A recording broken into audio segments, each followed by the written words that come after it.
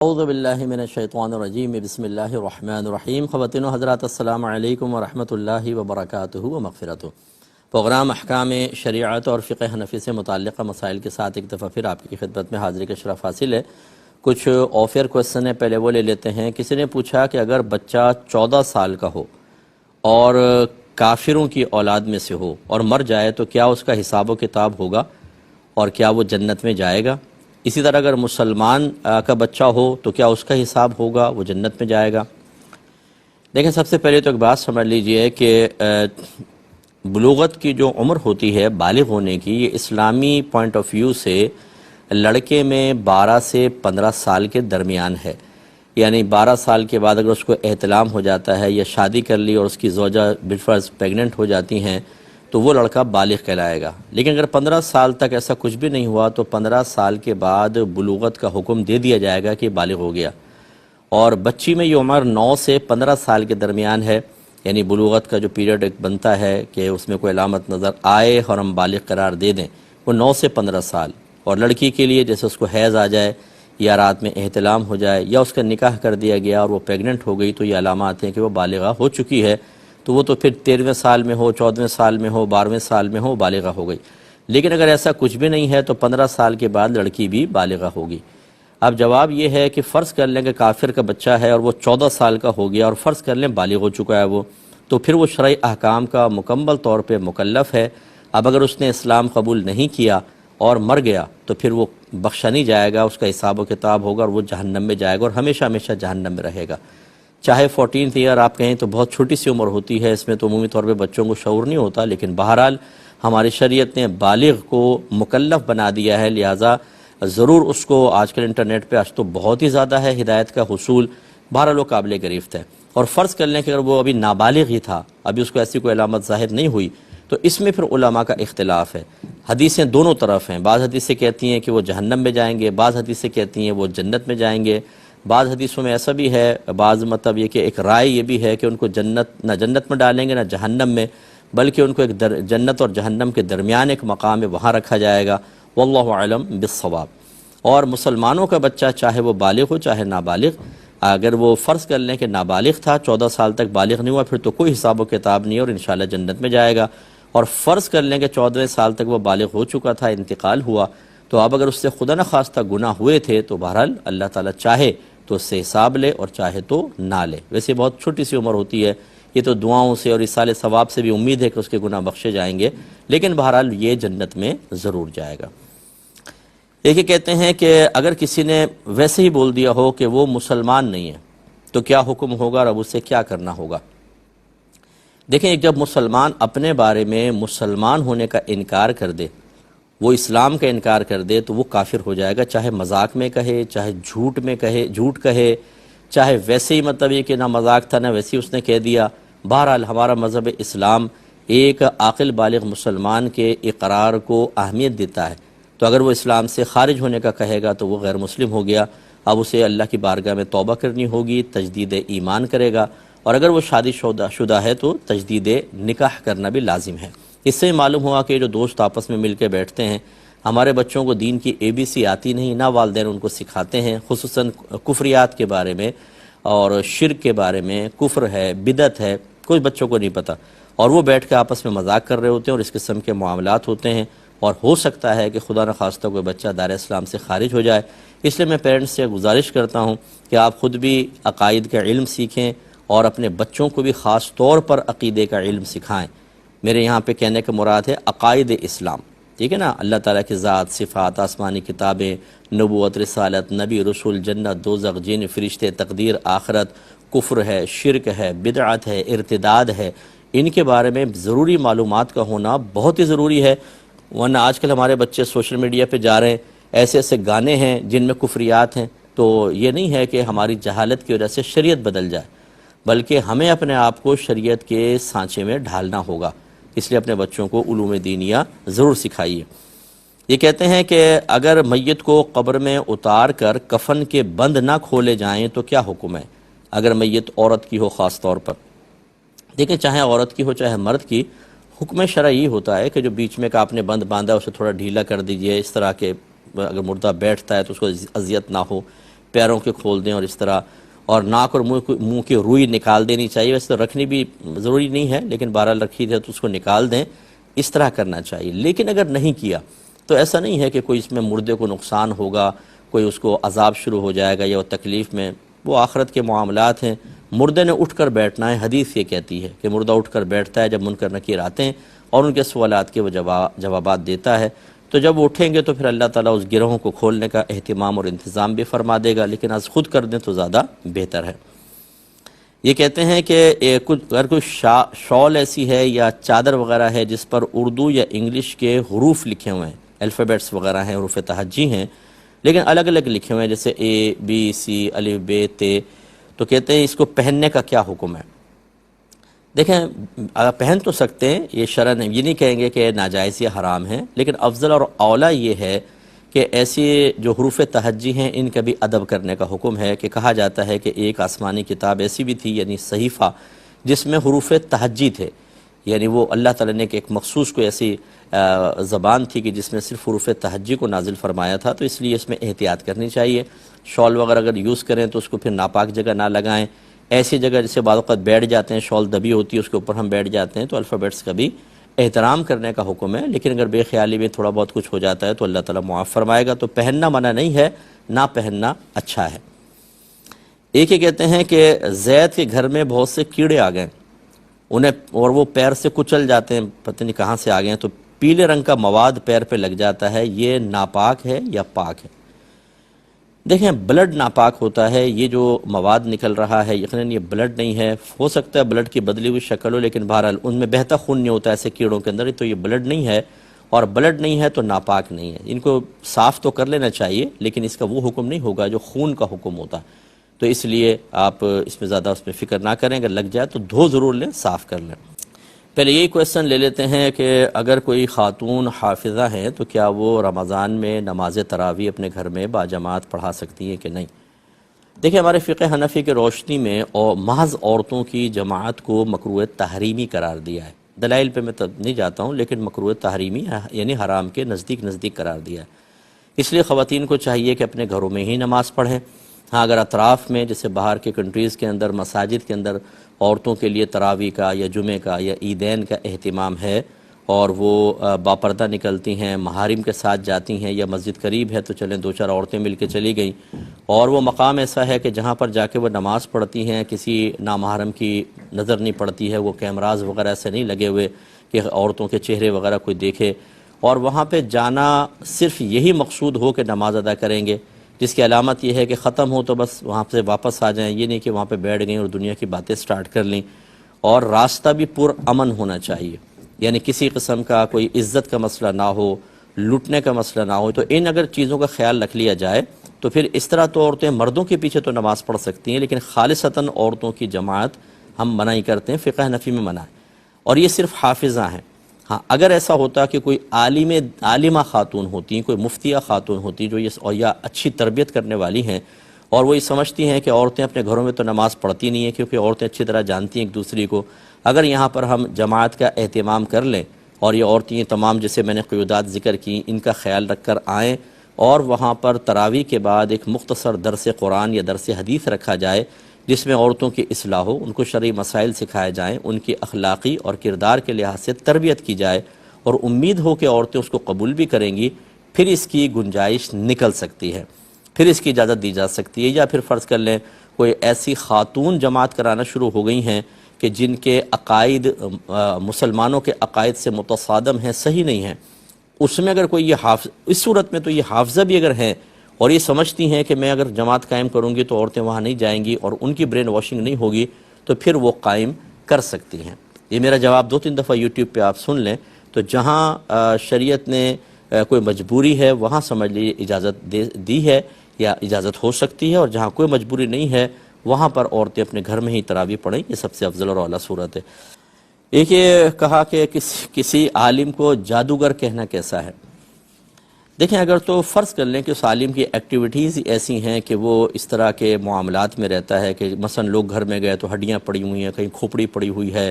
کہیں سے دھواں اٹھ رہا ہے، وہ سنا گیا کان لگا کر کہ عجیب و غریب قسم کے کلمات کہہ رہا ہے، ان امور کی بنا پر اگر وہ اس کو جادوگر مشہور کیا کسی نے، کرنا تو نہیں چاہیے تھا، لیکن اس عالم نے خود اپنے آپ کو بدگمانی پر پیش کیا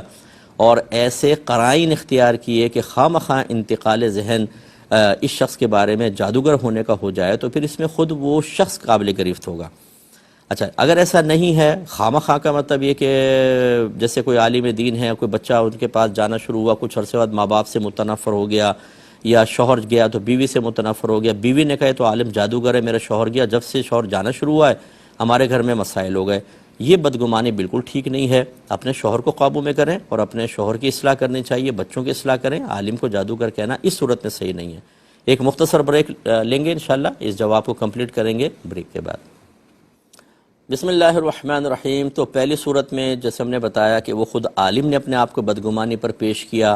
اس میں بھی نہیں کرنا چاہیے تھا، لیکن بہرحال کو کرے تو اس میں پھر لوگ قابل گرفت نہیں ہوں گے۔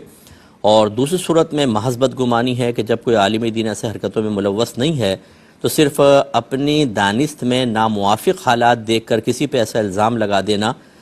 یہ تو ایک عام آدمی کے لیے صحیح نہیں ہے، چاہے جائے کہ ایک عالم دین کو کہا جائے، اس صورت میں گناہ کبیرہ ہے۔ اور اگر یہ الزام اس کے علم کی وجہ سے ہے کہ جس کے پاس علم دین ہے یا اس کا علم برا ہے، معاذ اللہ، حالانکہ قرآن و حدیث کا علم ہے اس لیے جادوگر اس کو کہا، جیسے میرے آقا صلی اللہ علیہ وسلم کے بارے میں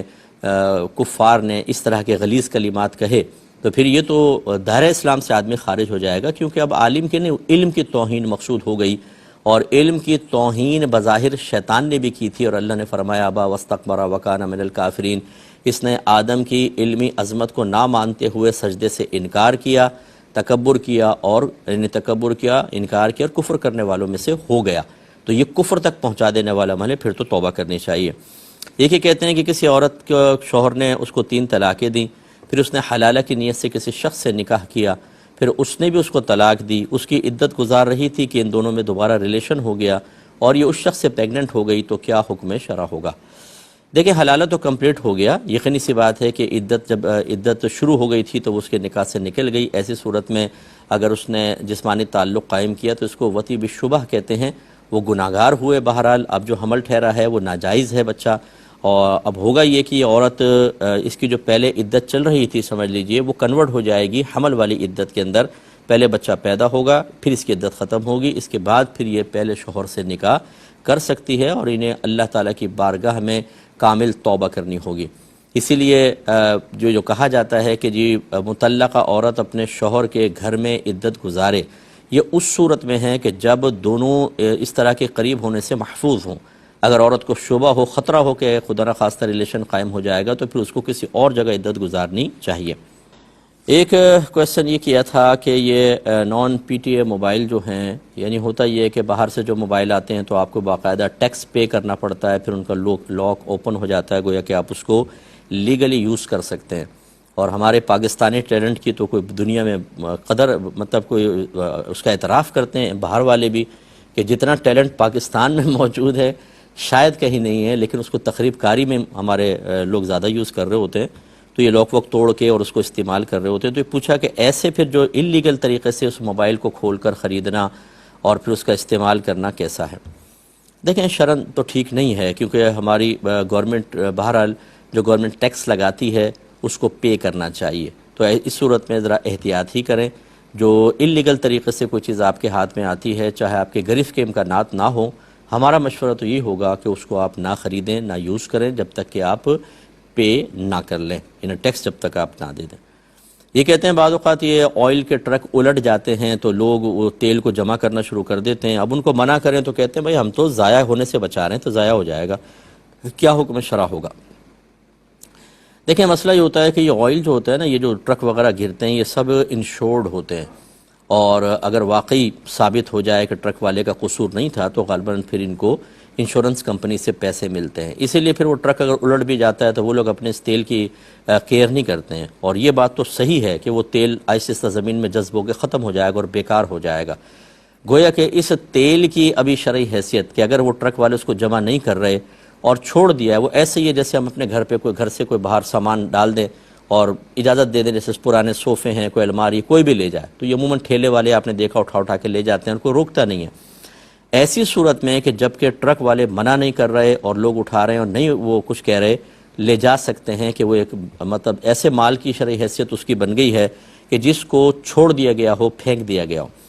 یہ تو ایک پہلو ہے شرعی حکم کے اعتبار سے، لیکن ایک دوسرا پہلو ہے۔ آپ کو یاد ہوگا کچھ عرصے پہلے ہمارے پاکستان میں پنجاب کے علاقے میں ایک ٹرک ایسے الٹا لوگ اٹھا رہے تھے اور آگ بھڑک گئی اور تقریباً 200-250 آدمی جھلس کر اسی ٹائم ہلاک ہو گیا۔ تو اس قسم کی لالچ اور مطلب یہ کہ ہوس یہ درست نہیں ہوتی ہے۔ تو اگر ایسا کوئی خوف اور خطرہ ہو تو وَلَا تُلْقُوا بِأَيْدِيكُمْ إِلَى التَّهْلُكَةِ کے تحت آئے گا کہ اپنے آپ کو جان بوجھ کر یا اپنے ہی ہاتھوں ہلاکت پہ مبتلا نہ کرو۔ پھر تو اس اگر جان کا خوف ہے، آگ لگنے کا خوف ہے، پھر اس کو اٹھانا اس جہت سے، اس پہلو سے حرام ہوگا کہ آپ ہلاک بھی ہو سکتے ہیں۔ تو خلاصہ کلام یہ ہے کہ یہ تھوڑی سی مطلب یہ کہ سچویشن دیکھ لیں کہ ایک صورت میں اٹھانا تو جائز لگ رہا ہے لیکن خطرہ چونکہ موجود ہے اس جہت سے منع ہو رہا ہے، اور ایک ہے کہ اٹھانا ہی حرام ہو جبکہ ٹرک والے منع کر رہے ہوں، وہ اپنا کوئی انتظام کر رہے ہوں، اس کو اٹھانے کا تیل موجود ہو، تو پھر تو یہ چوری ہوگی کہ جب ایک مالک منع کر رہا ہے پھر آپ کر رہے ہیں تو یہ چوری کہلائے گی۔ یہ کہتے ہیں کہ سنا ہے کہ 15 شعبان کو بیری کے پتوں سے نہانا چاہیے تو بیماری وغیرہ نہیں ہوتی، یہ معروف ہے۔ تو یہ اکابرین کے معمولات میں آیا ہے، اگر کوئی کرنا چاہے ٹھیک، نہیں کرنا چاہے تو کوئی مسئلہ نہیں ہے۔ ہمارا ایک بہت بڑا المیہ یہ ہے کہ آپ قرآن کی واضح آیات سنائیں جس میں اللہ تعالیٰ کا فرمان ہے، حدیث سنائیں جس میں نبی کریم صلی اللہ علیہ وسلم نے واضح چیزیں بیان فرمائیں۔ ہمارے قلوب پر ایسی چیزیں اکثر اثر انداز نہیں ہوتی، خاص طور پہ جس میں کسی کام سے منع کیا گیا ہو، جھوٹ سے، غیبت سے، حرام کمانے سے، مختلف قسم کی زینت، ناجائز زینت اختیار کرنے سے۔ ہم ایک کان سے سنتے دوسرے کان سے نکالتے ہیں، لیکن جہاں پر ہمیں کوئی بھی ایسی بات مل جائے جس میں دنیا کا فائدہ، تمہاری دعا قبول ہو جائے گی اور بالکل پولا پولا کام کر لیں، تمہارے ساری زندگی گناہ بخشے جائیں گے، تمہارے گھر میں برکتیں ہو جائیں گی، بچیوں کے رشتے آنا شروع ہو جائیں گے، اچھی جاب مل جائے گی، وہ تو ہم فوراً اختیار کرتے ہیں۔ تو یہ ہمیں اپنی طبیعت کو بھی دیکھنا چاہیے کہ کیوں ہماری طبیعت ایسی ہو گئی کہ ایک عام آدمی کوئی بات لکھ دے تو ہمارا قلب اس کی طرف تیزی سے مائل ہوتا ہے، لیکن اللہ تبارک و تعالیٰ اس کے رسول کریم صلی اللہ علیہ وسلم کوئی بات بیان فرمائے تو ہم بالکل بے پرواہی کے ساتھ معاملہ کرتے ہیں۔ اس کا مطلب ہے کہ ہمارے ایمان میں خرابی پیدا ہو گئی ہے، کمزوری پیدا ہو گئی ہے، خلل پیدا ہوا ہے، ہمارا تقوی متاثر ہو چکا ہے، اور یہ چیزیں باعث ہلاکت ہیں۔ تو یہ میں نہیں کہہ رہا ہوں کہ آپ 15 شعبان کو اگر بیری کے پتوں سے نہائیں گے تو باعث ہلاکت ہے، وہ ایک سوچ اور فکر کی بات کر رہا ہوں۔ تو اس لیے اس کو اختیار کرنا چاہیں ٹھیک، میں آج تک کبھی نہیں نہایا، میں نے 1000 دفعہ باتیں سنی ہوئی ہیں، میں قرآن و حدیث کی جو بالکل واضح آیات اور چیزیں ان پر عمل کرنے کی کوشش کرتا ہوں۔ تو آپ بہرحال کرنا چاہیں ٹھیک، نہ کرنا چاہیں آپ عبادات کی طرف آئیں، بیری کے پتوں سے کوئی فرق نہیں پڑے گا، آپ نمازوں کی طرف آئیں، آپ اپنے گناہوں سے توبہ کی طرف آئیں، اس رات میں آپ قرآن پاک کی تلاوت کریں، اللہ کی طرف مائل ہوں، اپنی موت کو یاد کریں، تو یہ سب سے بیسٹ چیزیں ہوتی ہیں۔ ایک انہوں نے پوچھا کہ 15 شعبان کو قبرستان میں جانے کا وقت کیا ہے؟ بعض لوگ دن میں چلے جاتے ہیں، بعض رات میں جاتے ہیں۔ دیکھیں اگر آپ سنت کی ادائیگی کرنا چاہتے ہیں تو وہ رات کا وقت تھا کہ سرکار صلی اللہ علیہ وسلم، سیدہ عائشہ صدیقہ رضی اللہ تعالیٰ عنہا اس کے راویوں کہتی ہیں کہ میں اٹھی تو میں نے سرکار کو اپنے حجرے میں نہ پایا، تو میرے دل میں یہ گمان پیدا ہوا کہ شاید نبی کریم صلی اللہ علیہ وسلم کسی اور زوجہ کے پاس چلے گئے ہیں، تو میں تحقیق کے لیے باہر نکلی تو میں نے دیکھا آپ کو کچھ آگے گئی تو جنت البقیع میں نے آپ کو موجود پایا۔ تو نبی کریم صلی اللہ علیہ وسلم نے ایک روایت کے مطابق یہ کہا کہ عائشہ کہ آپ سمجھتی ہیں کہ ہم آپ کے معاملے میں خیانت کریں گے؟ عرض کی یا رسول اللہ یہ بات نہیں، میں نے دیکھا کہ آپ نہیں ہیں تو پھر میں باہر آ گئی۔ پھر سرکار نے وہ ایک مشہور حدیث ہے کہ اللہ تعالیٰ اس رات میں بنی کلب کی بکریوں کے بالوں کے برابر لوگوں کو جہنم کی آگ سے آزادی عطا فرماتا ہے۔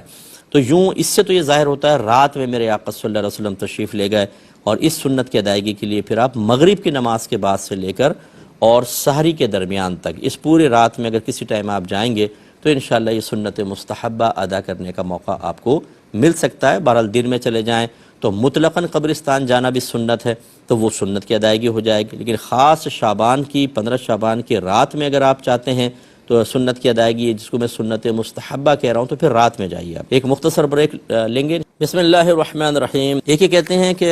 اگر کسی نے کسی کے ساتھ وقت کا اجارہ کیا ہے، وقت کے اجارے کا مطلب ہے جیسے میں کسی اسکول کو، کالج کو، کسی آفس کو جوائن کر لوں اور صبح جیسے 10 بجے سے شام 5 بجے تک میری ڈیوٹی ہو، یہ میں نے یہ وقت کا اجارہ کہلاتا ہے۔ میں امپلائی ہوں اور اس کے لیے خاص ایک وقت مخصوص ہے۔ اس میں کہتے ہیں کہ اگر کوئی درمیان میں چائے وغیرہ پی لیتا ہے یا اور کوئی کام کر لیتا ہے تو کیا حکم شرع ہوگا؟ دیکھیں، جب وقت کا اجارہ ہوتا ہے تو دو کام جب ہم کریں گے تو سیلری کے مستحق ہوں گے. اگر یہ دو کام نہیں کیے تو سیلری نہیں ملے گی آپ کو، یا جتنے ٹائم میں یہ کام نہیں کیا اتنی سیلری ڈیڈکٹ ہونی چاہیے. مثال پہلی چیز تو یہ ہے کہ اس وقت میں وہاں حاضر رہنا. 10 بجے ڈیوٹی ہے تو 10 بجے آپ وہاں موجود ہوں، اور 5 بجے آف ہے تو 5 بجے ہی آپ نکلیں. اگر کوئی آدھا گھنٹہ لیٹ پہنچا اور آدھے گھنٹے پہلے چلا گیا تو اس دن کی 1 گھنٹے کی سیلری اس کے لیے ناجائز اور حرام ہے، وہ نہیں لے سکتا. اچھا، اسی طریقے دوسرا یہ ہوتا ہے کہ جو کام آپ کے سپرد کیا گیا اس وقت میں وہ کام کرنا، اور کم از کم اوسط درجے کے کرنا. ایک کام کا اعلیٰ درجہ ہوتا ہے، ایک بالکل بیکار قسم کا، ایک درمیانہ، تو کم از کم درمیانہ تو کریں. ہاں، اگر اعلیٰ طے ہے تو پھر اعلیٰ درجے کا کرنا ہوگا، ورنہ کم از کم اوسط درجے کا کریں. یہ اس صورت میں ہے کہ آپ بیٹھے ہیں، کام موجود ہے تو پھر ٹھیک ہے، آپ کام کریں. تیسری چیز ہوتی ہے کہ آپ آ گئے وہاں پر بیٹھے ہیں، کمپنی یا آفس آپ کو کام نہیں دے رہا کچھ بھی، تو پھر آپ صرف اس ٹائم میں پورا وہاں بیٹھے رہیں. کام تو وہ لوگ نہیں دے رہے، سیلری کے ہم مستحق ہوں گے. اچھا، اب اس کے دوران کیا ہم اپنے ذاتی کام کر سکتے ہیں کہ نہیں؟ تو یہ دو طرح کے ہوتے ہیں. ایک وہ جو عرفن کرتے ہیں. عرفن کا مطلب یہ کہ آفس نے اجازت دی ہے، جیسے چائے پی لی، کو تھوڑی بہت بات کر لی، اٹھ کے کہیں چلے گئے، پانی پی کر آ گئے. اسی طرح نماز کا ٹائم دیا جاتا ہے، کھانا کھانے کا ٹائم دیا جاتا ہے، یہ تو آفس خود دیتا ہے، تو پھر ان کاموں میں تو حرج نہیں. لیکن اگر کوئی پی ایس ایل کے میچ دیکھنا شروع کر دے، کام چھوڑ کے بیٹھے ہوئے ہیں پی ایس ایل کا میچ دیکھ رہے ہیں، تو پھر آپ نے، اس کا مطلب ہے کام چھوڑ کر اس وقت میں آپ ایک ذاتی کام کر رہے ہیں. بلکہ علماء نے تو یہاں تک فرمایا کہ اگر وہاں موجود ہیں، کام بھی موجود ہے، اور آپ نماز پڑھنے گئے تو صرف فرض پڑھیں، واجب پڑھیں، سنت موقدہ پڑھیں، غیر موقدہ نوافل نہیں پڑھ سکتے. آپ واپس آ کے اپنے کام میں مشغول ہو جائیں.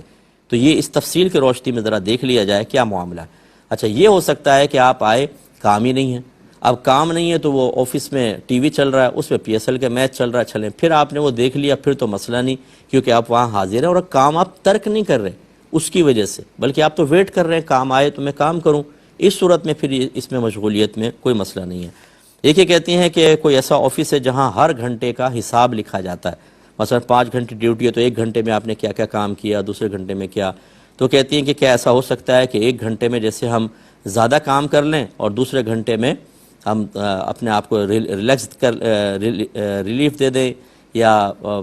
کوئی کسی اور کام میں مشغول ہو جائیں، اور جو زیادہ کام کیا تھا اس کو یہاں ایڈجسٹ کر لیں. لیکن اس طریقے سے نہیں ہوگا. ہر گھنٹے کا، جب وہاں پہ کہا گیا ہے کہ ہر گھنٹے کا الگ حساب ہے تو ہر گھنٹے کا علیحدہ ہوگا، آپ اس کو نہیں کر سکتے. ہاں، یہ ہو سکتا ہے کہ کمپنی خود آپ کو یہ آفر کرے کہ بھئی آپ کر سکتے ہیں، مثال کے طور پہ 5 گھنٹے اور یہ کام آپ کو 5 گھنٹے میں کرنا ہے، لیکن اگر آپ 4 گھنٹے میں کر لیں، آپ کو کام ہو تو 4 گھنٹے میں کر کے 1 گھنٹے پہلے آپ جا سکتے ہیں. اگر یہ خود کمپنی نے آپ کو آفر کی ہے تو پھر تو ٹھیک ہے، ورنہ آپ اپنی طرف سے ایسا نہیں کر سکتے. ہر گھنٹے کا پھر الگ الگ حساب ہوگا. جس گھنٹے میں کوئی کام کی کوتاہی ہوگی اس گھنٹے کے اندر اتنے منٹس اور اتنی دیر کی تنخواہ آپ نہیں لے سکتے. دیکھیں، یہ حرام حلال کے مسائل ہیں. بعض لوگ کہتے ہیں یار کہاں اتنی باریکیوں میں جائے آدمی. آپ نہ جائیں، آخرت کی باریکیاں دیکھیں. پھر آپ وہاں پر اللہ تبارک و تعالیٰ تو آپ کو نہیں چھوڑے گا. آپ کسی کا حق مار رہے ہیں. جس کی کمپنی ہے وہ بھی ایک آدمی ہے، وہ بھی ایک انسان ہے. اب میں آپ ہی سے پوچھتا ہوں کہ فرض کر لیں اگر آپ کی کمپنی ہو اور آپ کا ایک امپلائی 1 گھنٹے لیٹ پہنچے اور 1 گھنٹے پہلے نکل جائے، کام پڑا ہوا ٹیبل پہ، اور وہ پی ایس ایل کے میچ دیکھے، تو آپ کی حالت کیا ہوگی اور آپ کا کیا فیصلہ ہوگا؟ تو اس کا مطلب یہ ہوا کہ جو اپنے لیے پسند کریں وہ دوسرے کے لیے بھی تو پسند کریں. تو یہی ہمارا مذہب کہتا ہے، اس سے ایمان کی کاملیت حاصل ہوتی ہے. نبی کریم نے فرمایا کہ جو اپنے لیے پسند کرو، اپنے مسلمان بھائی کے لیے پسند کرو، تمہارا ایمان کامل ہو جائے گا. تو اس لیے اس کو فوراً معمولی سی بات کہہ کر، جی یہ اتنی باریکیاں کہاں ہیں دین کے اندر یار، اتنی چھوٹی چھوٹی باتوں کا خیال. جی یہ چھوٹی چھوٹی باتوں کا، جہاں حقوق العباد کا معاملہ ہوتا ہے وہاں تو بہت ہی چھوٹی چھوٹی باتوں کا خیال کرنا ہوتا ہے. اللہ تعالیٰ اپنے حق کے سلسلے میں اس نے اپنے ذمے پہ لازم کر لیا، چاہے تو سزا دے چاہے معاف کرے. لیکن بندوں کے سلسلے میں اس نے اپنے اوپر لازم کر لیا کہ جب تک مظلوم راضی نہیں ہوگا اللہ تعالیٰ ظالم کو نہیں بخشے گا. اس لیے یہاں تو بھائی بہت ہی باریکیوں کا لحاظ کرنا ہی ہوگا. ایک یہ کہتے ہیں کہ کسی شوہر نے بیوی کو نکاح نامہ ہاتھ میں پکڑایا اور کہا کہ آج سے تم آزاد ہو، تو کیا طلاق ہو جائے گی؟ جی بالکل ہو جائے گی، کیونکہ جب لفظ آزاد طلاق کی نیت سے کہا جائے تو طلاق ہو جاتی ہے. اور اگر لڑائی جھگڑے میں کہا جائے، اب چاہے نیت ہو یا نہ ہو، یا بیوی مطالبہ طلاق کر رہی ہو کہ مجھے چھوڑ دو، مجھے طلاق دے دو، اور شوہر نے اس کے جواب میں کہا میں نے تمہیں آزاد کیا، ان دو صورتوں میں تو نیت کی بھی ضرورت نہیں ہے، جھگڑے میں اور مطالبہ یا مذاکرہ طلاق کی صورت میں۔ اس میں یہ ہے کہ جیسے نکاح نامہ پکڑا اور کہا آج سے تم آزاد ہو، تو یہ ظاہر کر رہا ہے کہ وہ طلاق دینا چاہتا ہے، تو بالکل طلاق ہو جائے گی۔ ہاں اگر ان میں سے کوئی بھی صورت نہ ہو، آرام سے بیٹھے ہوئے ہیں، نارمل حالت میں ہیں، اور شوہر نے کہا آج سے تم آزاد ہو، نہ غصہ ہے نہ مطالبہ طلاق، تو پھر شوہر سے ضرور پوچھا جائے گا کہ بھئی بتائیے آپ نے کس نیت کے ساتھ یہ کہا ہے۔ اگر وہ قسم کھا کر کہہ دیتا ہے کہ میری طلاق کی نیت نہیں تھی، پھر نہیں ہوگی، اور اگر وہ قسم کھا کے کہتا ہے یا بغیر قسم کے کہ طلاق کی نیت تھی، طلاق ہو جائے گی۔ اور تیسری ایک صورت یہ ہے کہ یہی نارمل حالت والی ہے، اور جب پوچھا جائے کہ آپ نے طلاق کی نیت سے کہا تو خاموش ہو جائے، کہا بھی قسم کھاؤ، وہ قسم سے انکار کر دے تب بھی ہو جائے گی۔ یہ تھوڑا سا ذہن میں رکھیں چیزیں۔ یہ کہتے ہیں کہ ایک پلاٹ بیچنے کی نیت سے لیا، ابھی قبضہ نہیں ملا ہے، پیسے قسطیں وغیرہ جمع کرا دی ہیں اس کی کافی ساری، تو زکوٰۃ کا حکم کیا ہوگا؟ دیکھیں اچھی طریقے سے یاد رکھیں، چونکہ یہ غیر منقولہ شے ہے، یعنی ایک جگہ سے اٹھا کے دوسری جگہ تو نہیں لے کے جاتے، تو اس لیے ان میں معاملات یہ ہوتے ہیں کہ جتنی آپ قسطیں ادا کر چکے ہیں اتنے پلاٹ کے حصے کے آپ مالک ہو گئے۔ مثلا 50 لاکھ کا پلاٹ تھا، آپ نے 25 لاکھ قسطوں میں دے دیے، تو گویا کہ آدھے پلاٹ کے آپ مالک ہو گئے، ٹھیک ہے؟ تو اب جب سال گزرا تو اس وقت اس آدھے پلاٹ کی جو مارکیٹ ویلیو ہے وہ پہلے آپ نکالیں گے، پھر اس کا 2.5% زکوٰۃ۔ مثال کے طور پہ جب آپ نے لیا تھا 50 لاکھ کا پلاٹ تھا، آدھا 25 لاکھ بنا، لیکن جس وقت آپ نے زکوٰۃ نکالنی تھی ریٹ معلوم کیا تو ڈبل ہو چکے ہیں، اب 1 کروڑ کا پلاٹ ہو چکا ہے، تو اس کا مطلب ہے آپ کا آدھا پلاٹ 50 لاکھ کا ہو چکا ہے، زکوٰۃ 50 لاکھ پہ نکالی جائے گی۔ تو اصول یہ ہوتا ہے کہ جس چیز کو آپ نے خرید لیا اس کی قسطیں وغیرہ آپ دے رہے ہیں، چاہے قبضہ بھی آپ کو نہیں ملا، تو یہ پیسہ گویا کہ آپ نے دے کر اتنے پلاٹ کا حصہ اپنے لیے لے لیا ہے، اور بیچنے کی چونکہ نیت تھی تو لہٰذا جتنا اس حصے کا اماؤنٹ بنے گا اس پہ آپ کو زکوٰۃ نکالنی ہوگی۔ ایک ہی کہتے ہیں بعض اوقات انسان قضا نماز پڑھ رہا ہوتا ہے، تو جیسے ظہر میں شروع کیا تو ابھی آدھی 4 رکعت جیسے پڑھ رہے تھے، ظہر کے وقت میں شروع کی، ظہر کا وقت ختم ہو گیا، عصر کا وقت شروع ہو گیا، تو اس قضا نماز کا حکم کیا ہوگا؟ دیکھیں اس میں کوئی مسئلہ نہیں ہوتا، بالکل آپ اس میں پڑھ سکتے ہیں، اور ایک نماز سے دوسری نماز کے اندر جانے پر کوئی فرق نہیں پڑتا۔ دوسرے انہوں نے کہا کہ مکروہ وقت شروع ہو جائے تو جیسے عصر کے آخری جو عصر کا 20 منٹ ہے یہ مکروہ وقت کہلاتا ہے، اس سے پہلے کسی نے نماز پڑھنے شروع کی اور وہ اس مکروہ وقت میں چلا گیا تو یہ نماز بھی وہ کمپلیٹ کرے گا، اور یہ مکروہ نہیں کہلائے گی، کیونکہ شروع کا اعتبار ہوتا ہے، جب اس نے تکبیر تحریمہ لگائی تھی تو وہ کامل اور صحیح وقت میں تھی، وہ مکروہ وقت کے اندر نہیں تھی، کوئی مسئلہ نہیں ہے۔ ہاں اس 20 منٹ کے اندر اگر وہ قضا نماز پڑھنا چاہتا ہے تو منع کریں گے۔ ایسے ہی فجر کے بعد جو طلوع آفتاب یعنی 20 منٹ کا وقت ہوتا ہے، جب فجر کا وقت ختم ہوا، اس کے بعد سے جو آگے 20 منٹ ہوتے ہیں وہ طلوع آفتاب کہلاتے ہیں، اس وقت بھی نماز پڑھنا منع ہے۔ اب فرض کر لیں کہ فجر کے آخری وقت میں اس نے شروع کی نماز اور طلوع فجر شروع ہو گئی، تو اس میں کوئی مسئلہ نہیں ہے، قضا نماز یہ پڑھ سکتا ہے۔ ہاں وقتی نماز ہوتی تو وہ تو فوراً ختم ہو جاتی، لیکن یہ قضا نماز کا چونکہ حکم ہے تو امید ہے کہ آپ بات سمجھ گئے ہوں گے۔ ایک یہ کہتے ہیں کہ آج کل یہ رول ہے کہ حرم میں آپ مطاف میں جو طواف کی جگہ ہے، اگر عمرہ کرنا چاہتے ہیں تو پھر آپ جا سکتے ہیں احرام پہن کر، لیکن ویسے آپ نہیں جا سکتے، اگر عام کپڑوں میں ہیں پھر آپ کو اوپر ہی جا کے طواف کرنا ہوتا ہے۔ تو بعض لوگ جو اوپر بڑا لمبا چونکہ چکر پڑتا ہے صرف چادریں پہن کے وہاں پہنچ جاتے ہیں، تو ایسا لگتا ہے کہ یہ محرم یعنی حالت احرام میں ہے اور عمرہ کرنا چاہتا ہے، تو روکتے نہیں ہیں۔ تو اگر کوئی ایسا جالی پہن کے چلا جائے تو کیا حکم شرع ہوگا؟ دیکھیں مسئلہ یہ ہوتا ہے کہ انہوں نے یہ ایسا کیوں کہا، اس کی لاجک یہ ہے کہ رش بہت زیادہ ہوتا ہے، اگر غیر محرم یا مطلب جو عمرہ نہیں کرنا چاہتے وہ بھی آ جاتے ہیں تو جو عمرہ کرنا چاہتے ہیں ان کو تکلیف ہوتی ہے، تو یہ رول بہت اچھا بنایا ہوا ہے وہاں کے رش کے اعتبار سے، پرابلم کے اعتبار سے۔ تو اس کا مطلب یہ ہوا کہ جب یہ ایک خاص لاجک ہے، اس کے پیچھے خاص سوچ اور فکر ہے، تو اگر وہ سوچ اور فکر کے مطابق معاملہ ہے تو پھر تو صحیح نہیں ہوگا۔ مثلا رش بہت زیادہ ہے مطاف میں، کندھے سے کندھا چھل رہا ہے، اب آپ جعلی و احرام پہن کے گھس گئے اس کے اندر، تو یہ تو لوگوں کو تکلیف دینا ہے، جو واقعی عمرہ کرنا چاہتے ہیں ان کو پریشانی ہے، اس صورت میں تو ہم منع کریں گے، اور اس طرح کے اللیگل کام سے انسان گناہگار بھی ہوگا۔ لیکن اگر مطاف میں رش بالکل بھی نہیں ہے، بہت ہی کم لوگ ہیں اور آپ چاہتے ہیں کرنا اور وہ جانے نہیں دے رہے، ایسی صورت میں اگر آپ احرام پہن کر چلے جاتے ہیں اور عمرہ نہیں کرنا چاہتے، صرف طواف، تو یہ چونکہ اب پریشانی تو ہے ہی نہیں، اور مقصود تو یہی تھا کہ وہاں پر طواف کرنے والوں کو تکلیف نہ ہو، وہ چیز اب کم رش کی وجہ سے نہیں ہو رہی، تو بالکل پھر آپ جا سکتے ہیں، اس کی گنجائش نکلے گی۔ اب چونکہ تقریباً ہمارا پروگرام ختم ہو رہا ہے، اس وقت تک کے لیے ہمارے میزبان کو، ہماری کیو ٹی وی کی پوری ٹیم کو اجازت مرحمت فرمائیں۔ آپ ہمارے لیے دعا کیجئے، میں آپ کے لیے دعا گو ہوں کہ اللہ تبارک و تعالی ہمیں دین کے قریب آ کر اسے سیکھنے، سمجھنے، ذہن میں محفوظ رکھنے اور بیانی دوسروں تک پہنچا کر خدمت میں دین میں اپنا حصہ ڈالنے کی توفیق عطا فرمائے۔ آمین۔ وآخر دعوانا ان الحمدللہ رب العالمین۔